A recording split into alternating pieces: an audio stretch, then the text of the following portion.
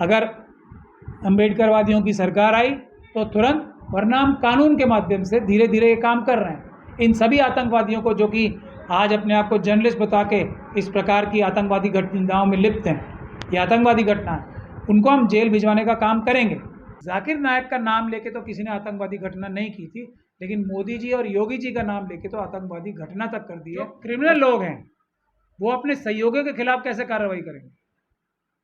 तो खट्टर साहब ने तो स्वयं, यही तो हमारा इल्ज़ाम है, खट्टर साहब ने, मोनू मानेसर खट्टर साहब का ही तो एक वर्कर है, आरएसएस का ही तो एक वर्कर है, बजरंग दल का ही तो एक वर्कर है।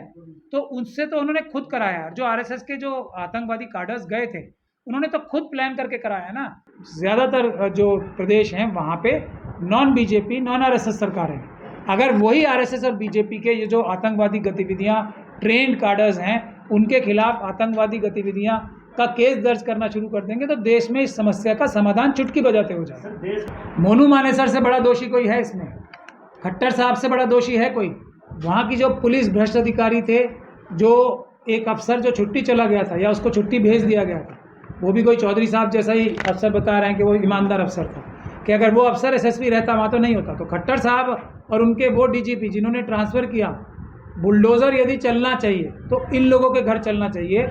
भारत की पुलिस और जो चौधरी साहब बरेली में एसएसपी थे, उन्होंने साबित कर दिया कि एक अफसर अगर ईमानदारी से भारत के संविधान के हिसाब से काम करेगा तो किसी बजरंग दल के गुंडे की, किसी आतंकवादी की इतनी हिम्मत नहीं है कि कोई कार्रवाई करे। आरएसएस और बीजेपी के जो सहयोगी संगठन हैं, बजरंग दल, विश्व हिंदू परिषद और मणिपुर में अरामबाई तेंगुल और मेते लिपुम नाम के जो संगठन हैं, जो आरएसएस के संगठन हैं, वो हर जगह उनके ट्रेंड कार्डर्स, जो आतंकवादी गतिविधियों की ट्रेनिंग मिलती है जिन्हें, वो अपने ट्रेंड कार्डर्स, जैसे साध्वी प्रज्ञान सिंह ठाकुर को आतंकवादी गतिविधियों में लिप्त होने की ट्रेनिंग मिली थी, उन्होंने भी ट्रेनिंग ली थी। और एक लेफ्टिनेंट कर्नल पुरोहित और साध्वी प्रज्ञान सिंह ठाकुर के ऊपर ये इल्ज़ाम है कि वो बहुत सारे आतंकवादी आरएसएस और बजरंग दल के उनको ट्रेनिंग देते थे। तो ये वो ट्रेनिंग प्राप्त किए हुए लोग जाते हैं हर जगह, और वो लोग गोली चलाते हैं, वो लोग आग लगाते हैं, वो लोग बम चलाते हैं, लेकिन बदनाम मेतेई समुदाय को करते हैं, बदनाम हिंदू समुदाय को करते हैं। इस बात की साजिश को समझना हिंदू समुदाय को और दूसरे लोगों को समझना बहुत जरूरी है। सर, जिस तरह से मेवात में हिंसा हुई, बजरंग दल वाले बात मचाए, हरियाणा सरकार ने 50 से ज़्यादा एफआईआर दर्ज की, लेकिन एक भी एफआईआर बजरंग दल पे नहीं हुई। तो क्या लगता है एक तरफा कार्रवाई हो रही है? नहीं, एक तरफा नहीं हो रही ना। जो क्रिमिनल लोग हैं वो अपने सहयोगियों के खिलाफ कैसे कार्रवाई करेंगे? तो खट्टर साहब ने तो स्वयं, यही तो हमारा इल्ज़ाम है, खट्टर साहब ने, मोनू मानेसर खट्टर साहब का ही तो एक वर्कर है, आरएसएस का ही तो एक वर्कर है, बजरंग दल का ही तो एक वर्कर है। तो उनसे तो उन्होंने खुद कराया। जो आरएसएस के जो आतंकवादी काडर्स गए थे, उन्होंने तो खुद प्लान करके कराया ना। तो वो उनके खिलाफ कैसे काम करेंगे? जैसे गुजरात मॉडल है, यही तो गुजरात मॉडल है, यही दिल्ली का मॉडल था जिसको हमने एक तरीके से ब्लॉक किया। मुझसे क्या दुश्मनी है आरएसएस की? क्योंकि मैंने गुजरात मॉडल को दिल्ली में उसको दोहराने नहीं दिया, रोक लिया, पुलिस के खिलाफ एफआईआर कराई, पुलिस के खिलाफ कार्रवाई की, पुलिस के खिलाफ फाइन कराए, और एक तरीके से जो उनका गुजरात मॉडल था यहाँ विफल कर दिया। मणिपुर में गुजरात मॉडल हुआ। अब यहाँ तक कि आपको अगर सही से इन्वेस्टिगेशन की जाएगी तो 84 भी एक गुजरात मॉडल ही था, जो सिखों के साथ हुआ, जो नेली में हुआ सामने, वो सब आरएसएस के काडर्स अल्टीमेटली कराते हैं।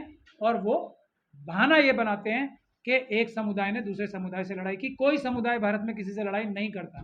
ये आरएसएस के काडर्स हैं जो समुदायों का बहाना बनाते हैं, करते ये सब खुद। इन सब में कब तक चलता रहेगा कि कोई विशेष समुदाय को हमेशा टारगेट किया जाता है, इस वजह से कितने लोग मारे जाते हैं लेकिन कार्रवाई कुछ नहीं होती? क्या इसमें सरकार भी संलिप्त होती है?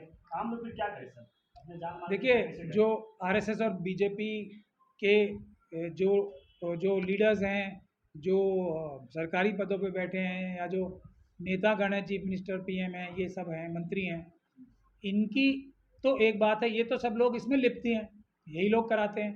जो लोग नहीं कराते वो देख रहे हैं आप कि मणिपुर में कुछ जो एमएलए हैं और मंत्री हैं, उनके घर भी अटैक हुआ बीजेपी के। और उसी प्रकार से राव इंद्रजीत सिंह हैं, बहुत सारे बीजेपी के लोग हैं जो, और एक जो चौधरी साहब हैं बरेली में जिन्होंने दंगा रोका, एसएसपी साहब ने, उनके फादर हैं, वो बीजेपी के कार्यकर्ता थे। वो खुलकर कह रहे हैं कि बीजेपी एक बुरा काम करने वाली पार्टी है और हम उसका विरोध करेंगे। वो तो देश तोड़ने के लिए और आतंकवादी गतिविधियां कराने में संलिप्त हर जगह पाई जा रही है। लेकिन हमारा अफसोस, हमारा जो दुख और चिंता है वो इस बात से है, जैसे कांग्रेस पार्टी ने कर्नाटक में वादा किया था इलेक्शन में कि हम बजरंग दल को आतंकवादी संगठन घोषित करेंगे, आज तक नहीं किया। ये है चिंता का विषय। जो नॉन बीजेपी पार्टीज़ हैं उनकी सरकारें भी, जैसे अशोक गहलोत जी की सरकार, उसने भी मोनू मानेसर के खिलाफ कोई कार्रवाई नहीं की।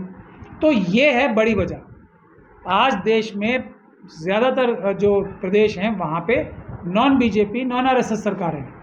अगर वही आरएसएस और बीजेपी के ये जो आतंकवादी गतिविधियाँ, ट्रेंड कार्डर्स हैं, उनके खिलाफ आतंकवादी गतिविधियाँ का केस दर्ज करना शुरू कर देंगे तो देश में इस समस्या का समाधान चुटकी बजाते हो जाएगा। सर, देश का एक बड़ा एंकर है, वो कह रहा था कि जिस तरह से जर्मनी में यहूदियों का नरसंहार हुआ, उसी तरह से यहाँ जो मुसलमान हैं, जो पत्थरबाज हैं, उनको सबक सिखाने की जरूरत है। लेकिन मुस्लिम तंजीम कहाँ है? उन्होंने एक भी FIR उस पर नहीं करी। और आप क्या करेंगे सर इसके लिए?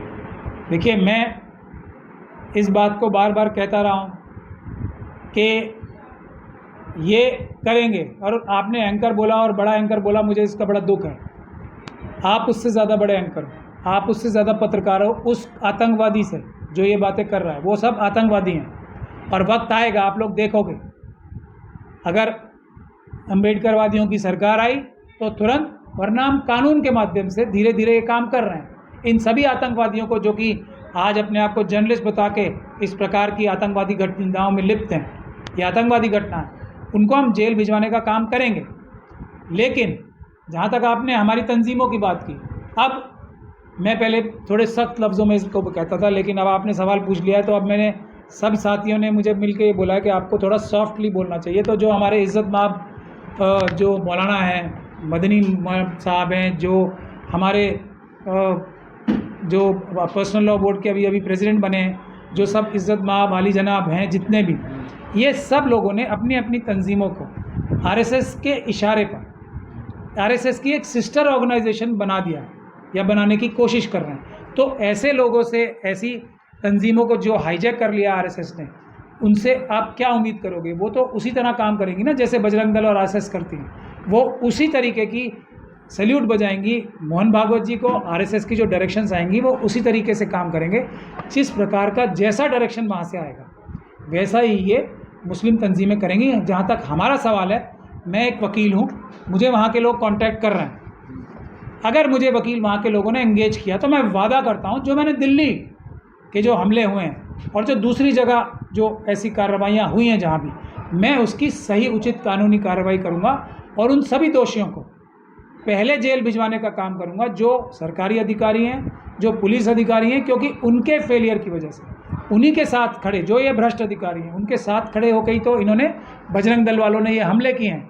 और ढूंढ के ऐसे अफसरों को निकाला जाएगा और उनके खिलाफ कानूनी कार्रवाई की जाएगी। और अपने लोगों को, जो मजलूम हैं, चाहे वो किसी भी समुदाय से आते हो, अपने लोग, मैं उन्हें बोल रहा हूँ, कोई और विषय ना लिया जाए इसका, जो भी मजलूम हैं, जिनके, जो पीड़ित हैं, जिनका नुकसान हुआ है, जो यात्रा में भी जो भोले भाले लोग जा रहे थे धार्मिक आस्था की वजह से, कार्डर्स को छोड़ के आरएसएस और बीजेपी और बजरंग दल के, वो सभी लोगों का अगर कोई नुकसान हुआ है तो उनको न्याय दिलाने का और उनको छुड़वाने का काम भी हम करें। पत्रकार की बात करें सर, आपने दोषी जो है रोहिंग्या मुसलमान है, बुलडोजर चला दिया गया सारे वहाँ पे, कह रहे दोषियों को सजा दे दी। मोनू मानेसर से बड़ा दोषी कोई है इसमें?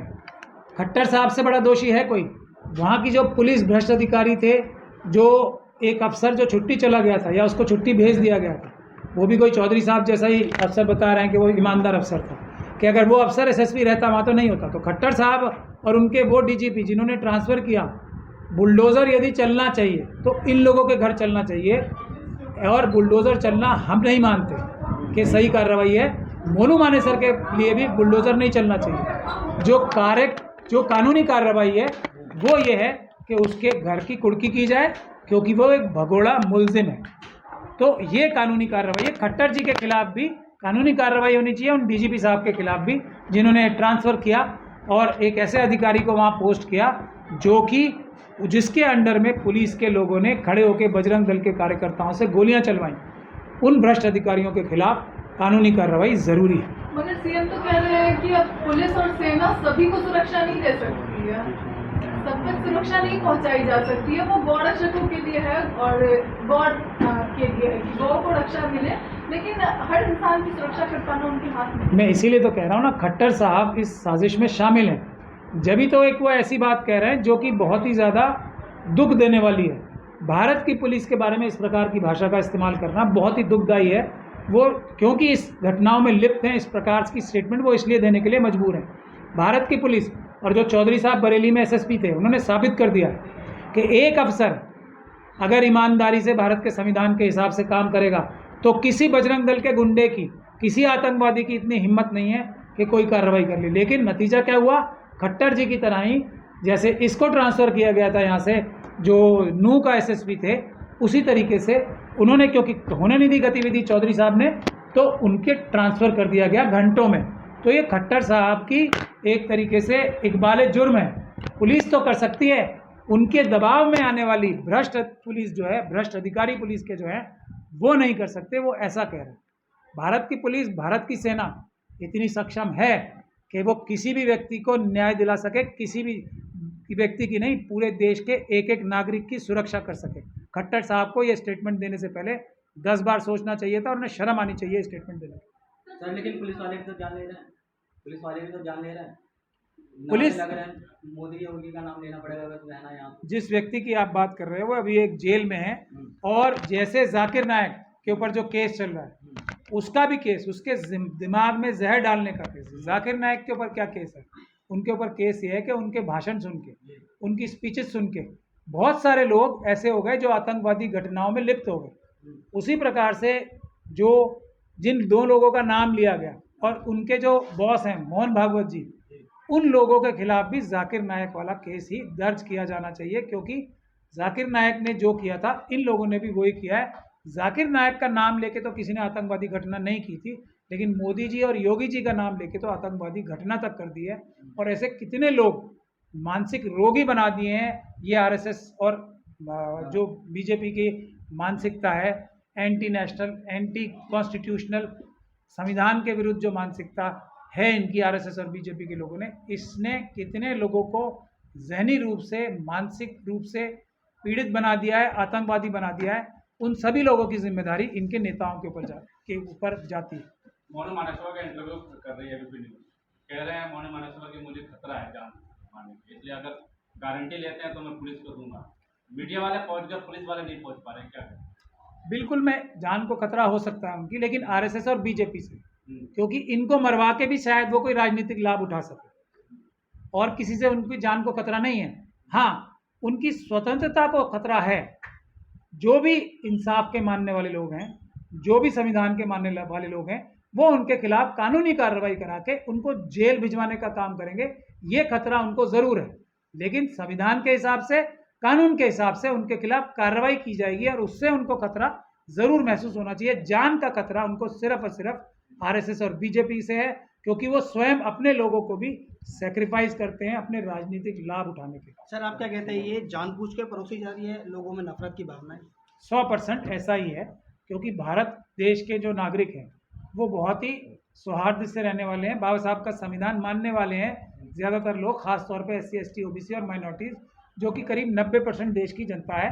और बाबा साहब ने भाई बंदी, फ्रेटर्निटी का शब्द जो है ना, वो संविधान के प्रीएम्बल में ही लिखा हुआ है, और उसको मानने वाले आपस में भाईचारे और बहनचारे से ही रहना चाहते हैं। ये तो आरएसएस और बीजेपी के और इनके जो सहयोगी संगठन हैं, और वो ज़रूरी नहीं है कि ये हिंदू धर्म के मानने वाले ही हों, बहुत सारे मुस्लिम धर्म के मानने वाले भी आरएसएस के सहयोगी संगठन हैं, बहुत सारे दूसरे धर्मों के मानने वाले भी आरएसएस के सहयोगी संगठन हैं, उनके इशारे पे काम करते हैं, मनुवादी मानसिकता के हैं। तो वो लोग भी सब वही हैं जो आपस में लड़ाने का काम करते हैं। बाकी कोई भी भारतीय आपस में लड़ने का काम नहीं करते। जो है ईडी की धमकी दे रही संसद में, मीनाक्षी लेखी जो आपने चुनाव के लिए ईडी भेज देंगे अगर सवाल आरएसएस की काडर ही है ना, वो भी उनका काम ही यही है, यही तो उनकी ट्रेनिंग है। देखिए, संसद में भी जो अपने आप को नहीं रोक पाते, मतलब समझिए ना, क्योंकि उनके अंदर तक, उनकी आत्मा तक में ये सब चीज़ें, धमकियाँ, डराना, मारपीट करना, लोगों को डराना, लोगों को के ऊपर अत्याचार करना, ये उनकी आत्मा तक में घुस चुका है। इस प्रकार की ट्रेनिंग दी जाती है, इसीलिए तो आपने ट्रेन की जो घटना हुई है वो भी उसकी आत्मा तक में जहर घुसा दिया गया। सर सारे डिपार्टमेंट की बात हो गई है, हम डिपार्टमेंट की बात करते हैं मीडिया लाइन की, जो कि गोदी मीडिया है। कुछ लोग ऐसे हैं एंकर जो कि जानबूझ के ऐसे भाषण देते हैं, हिंदू मुस्लिम की दंगे और भड़कने का उनका कारण भी बन सकता है। इसके बारे में आप क्या कहें? देखिए, गोदी मीडिया कहना ऐसे क्रिमिनल मीडिया के कर्मियों की मदद करने जैसा है, क्योंकि उनके अपराध को हल्का करके दिखाया जाता है जब हम गोदी मीडिया बोलते हैं। वो गोदी मीडिया नहीं है, वो आतंकवादी मीडिया है। वो लोग आतंकवादी हैं, वो इस देश को पाकिस्तान और चाइना के साथ मिलके खोखला कर रहे हैं। देश में भाई को भाई से, बहन को बहन से लड़वा रहे हैं। देश में इस प्रकार की जहरीली मानसिकता ठूस रहे हैं जो लोगों की आत्मा तक में घुस जाती है।